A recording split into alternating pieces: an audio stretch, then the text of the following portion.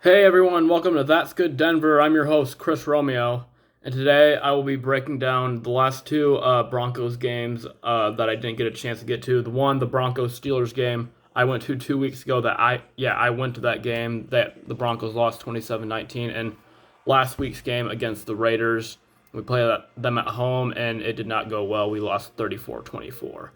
So yeah, Broncos have lost three in a row. We're now 3-3 right now.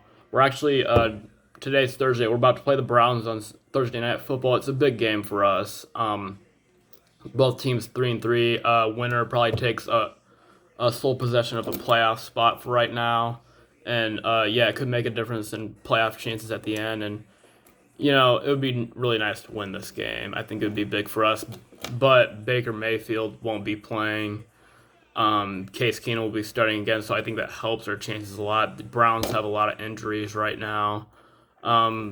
We have some injuries, like Alexander Johnson is out for the season. KJ Hamler's been out for the season. Jerry Jeudy might be coming back soon. But anyway, to break down the last two Broncos games, the Steelers Broncos game I went to, that was a fun time. If you want to see pictures or videos from what I took at the game, follow my Instagram at Denver is the best. You'll see some pictures and stuff where I went with my friend Jackson, and this is what I wore. I wore this orange hair and my Von Miller jersey when I went to the game. But yeah, that game our defense didn't play that great. It took a while for our offense to get going. We were down 24-6 at one point, and at that point, me and Jackson were looking at each other. I was like, "Hey, we should probably head out pretty soon." And then the Broncos made it a game. They made it 24-13, then made it 24-19 with like 5 minutes to go. And we were down 27-19. We were driving the ball down the field, about 20 seconds left. We had first and goal, and we ended up throwing it 4 times, and then Teddy Bridgwater had it at the 2-yard line with one last chance, like 15 seconds to go, throws it to the end zone, gets an interception. It was a little off target for Portland Sutton. Tough loss there. I probably blame more of the defense in that game.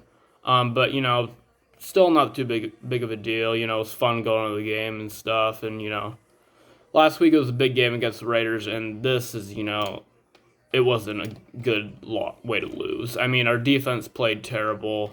Our offense took a while to get going. Didn't do anything much in the first half. The coaching was terrible. Vic Fangio throws 2 challenge flags. One of them was on a catch that was clearly a catch, and one of them was to see if Noah Fant's second foot was in bounds in the end zone for a touchdown. So, I don't really know what.